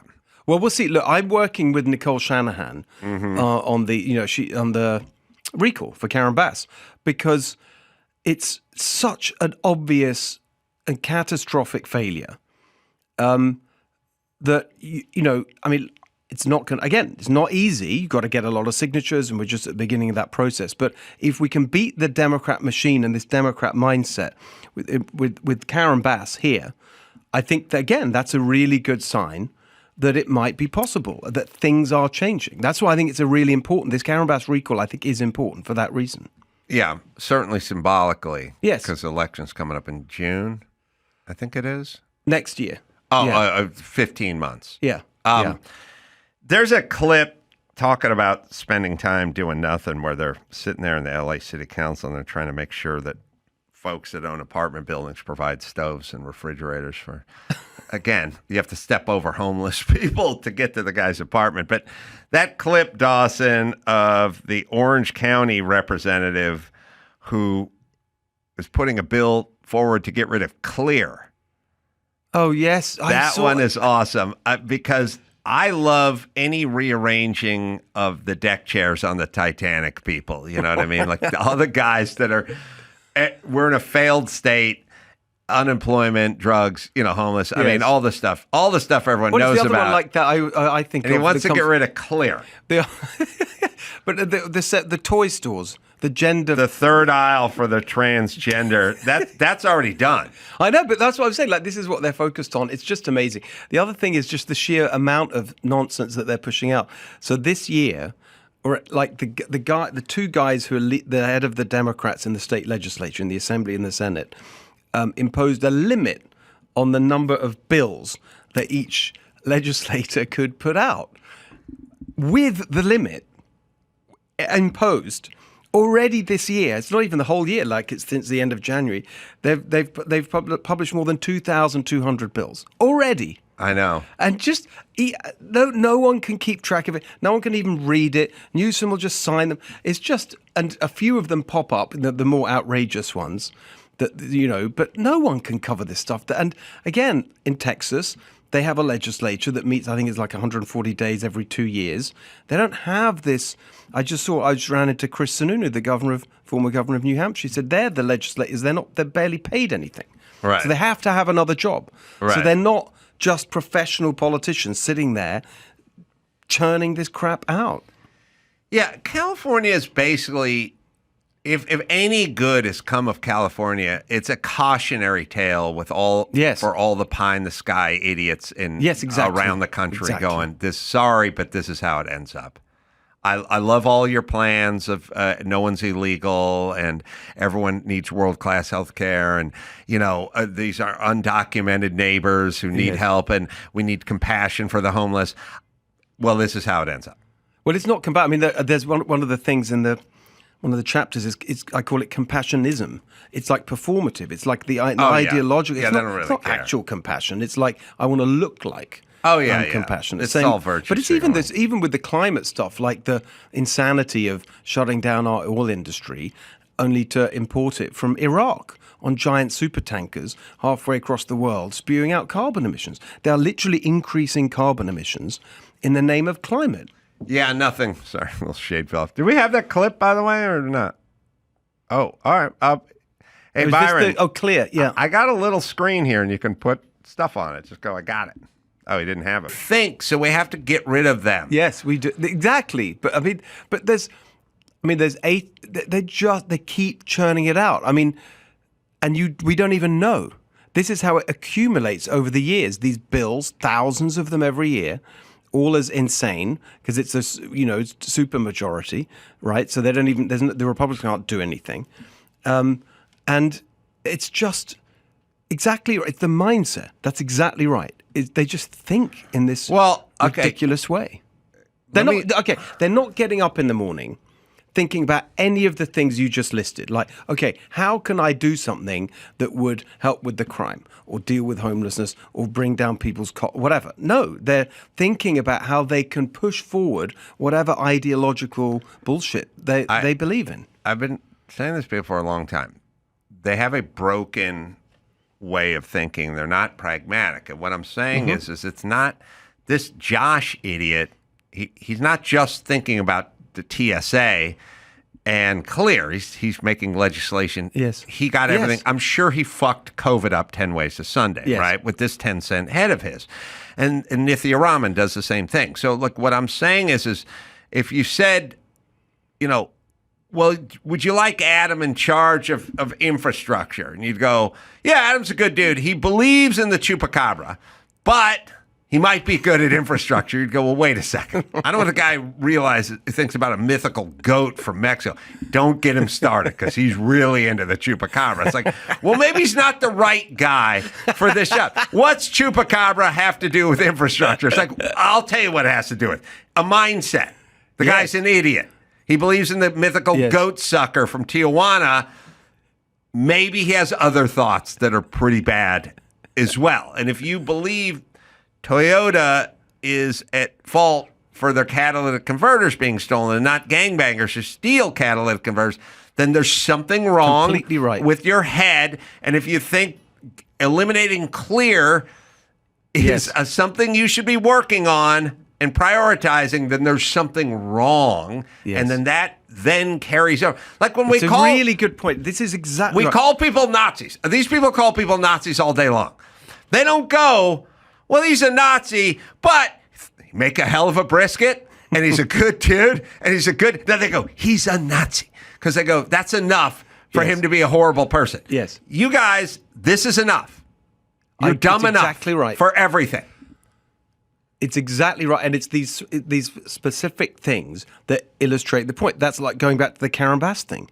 It shows the mentality. Yes. You have a 10-cent head. Exactly. And you know that that's being applied to everything, and that's why everything's a disaster. It's exactly right. And that's a really good point about the clear thing. Because let's just work it through. So he's sitting there thinking, like, anything where you pay for something, it's not fair. It's like fairness and justice and equity. You think you're better than I am. How about I'm a taxpayer who travels a lot for work on weekends? But it's ridiculous. I'd like to make it through the airport. What are you going to do now? Like, you can't have... Like, every room in every hotel is going to be exactly the same. Or whatever. Or every concert venue, is going to be the same price. We sit in the nosebleeds or you sit up front. Stupid. No, it's stupid, but it's socialist. It's a socialist, exactly it's right. Socialist the mentality. thinking. You're saying who you are. Yes, exactly. And you're Barack Obama going, you think you built that business yourself? You didn't build that business. Somebody else. Oh, boy, okay. I know who you are. Right. You're saying who you are. Yes. I wish more people would understand what they're saying. It's really deep and important, and that's honestly what I was trying to do with the first part of the book was to go through who are they? That's a great way of putting it. What do they really believe? What is driving it? It's not enough to say Democrat or left wing. No, it's more than that. This imbecile Newman, I think his name was, right? Yeah, Josh Newman. All right. Is it Josh? I think so. Yeah. If he said, I want to get rid of clear because what clear does is it makes the general boarding line that much longer on TSA. And so what I want to do is I want to take the money, some of the money that is earned from clear from the $189 and give it toward hiring additional TSA agents so we can get the line shortened. That's one thing. But because I think I'm better than you, you're a communist now. That's right. That is exactly the right... I remember when we moved here 2012 from England, and I would hear people use that word, communist, right, in relation to political arguments about the left. And my parents are Hungarian, and my stepfather, everyone's Hungarian in my family. Most of them still live in Hungary. When I was a kid, we went every year. Did you get the chicken paprikash? I make it. With no kettle? No kettle, yeah. Well, I don't do the... Galushka. Okay. Uborka salata. How do you do it? Give me a recipe. I've been talking about this for a long time. Are you kidding? No, I'll make it for you. It's my go-to. I don't want it with tomatoes. No, that's wrong. It's wrong. It's wrong. It's wrong. Yeah, and some people... I keep yelling at everyone, it's wrong. They're like, I gotta put tomato paste. I go, that's not how No, that's insanely wrong. It's insanity. You shouldn't even put... some people put a little, actual tomatoes. That's wrong. No. See, look how American I am. I now say... I said argument with people all the time. No, you're completely right. It's not... It's fat, which actually should be lard, not olive oil or anything like that. Should be lard. Yeah, keep going. Onions, and then the paprika. Which you... Not paprika. No, paprika. Paprika, and you add it off the heat, but in the fat, then you mix it, and then you add the meat, and then a little bit of water. That's basically all you need. How do you do your no kettle or no kettle? Well, it's just eggs, flour, bit of water, and salt, and then you do you mean the galushka sagtato? Yeah. That's a thing in Hungary. You got that little device. I got the little boat. The boat. Yes, yeah, exactly. And I put it over the boiling water. It's very important to have the right equipment for that. Is there anything better? When you ladle that juice Exactly. over the no kettle, is there anything better? It's than that? amazing. It's the perfect. best. But Well, okay. you do the real thing. You've got to have potatoes as well. Oh, I didn't know that. But okay. So the right way to do that is you boil them. Well, you could you actually sort of lengthways sliced, not thin, like I suppose like fat chips, fat French fries, boiled potatoes. That's perfect. And with the no kettle as well. Yeah, both double starch, exactly. Wow. And then you have to have. I would say you either like in Hungary you would have kovászos uborka, which is the whole, pickled dill gherkins, or you can have cucumber salad. Cucumber But salad. I make it with cucumber a salad. little bit sweet. Yeah. It's nice. Yeah, Graham Laszlo would make the cucumber salad. Be on So the my side. stepfather is called Laszlo. Oh. Yeah. Did No, you ever we're call all- him Lazzi? Lazzi, yeah. Exactly. Oh, His that's name. my Yeah, grandfather's exactly. name. Amazing. So there you are. So Okay. we're all Hungarian. But the point I was going to make is like, we, well, You they're had a not point. expecting that. Yeah. So the thing is that, so I saw communism, like we lived it. My family was, my dad was a refugee from, my mum left a bit later, but, it was very, steeped in me. And so when I first came here and heard people use it in I thought, this isn't communism. That's too far. It's not. You call it socialism, but it's not really communism. But the more I think about it, the more I've seen of it, it's the same mentality. Yeah. And it's the same desire to control and impose your view. And actually, some of the outcomes are now getting pretty close to it, honestly. Yeah. Look, they may not be a communist. They're on the road Yes. to that, Yes. and that's the direction they're moving. I mean, look at the way. I mean, and definitely sort of deep socialism, like in the British sense, for the first few years of it when they took power after the Second World War, of like common ownership of everything. I mean, look at here in California, their answer partly to the fact that oil refineries now are leaving, shutting down or leaving, which means that because we don't have any oil pipelines into California, that means we'd not only have to import our crude oil, which we do right now, but actually finished gasoline will have to be brought in on ships. So because there are not enough refineries. So what's their answer to that? To take over, for the government, for the state government to run the oil refineries. That's actually their plan. It's unbelievable. Well, again, that's only possible because people are dumb narcissists. Steve, let me give you a plug because now we got to get off. You got to make me some chicken paprikash. Yeah, we'll do it. Do you have I have the strainer. Yes. Or the It's grater. called galushka sagtator. Is that what the thing is called? Yes. It's got a little boat on it. Yes. You dump it in It's like like pancake a very batter. and yeah, you just exactly. Go It's back like and people forth. who imagine it. It's like a grater with round holes, but big one. Bigger than on a grater. Yeah. And it's got a plastic, like a cup. Hopper.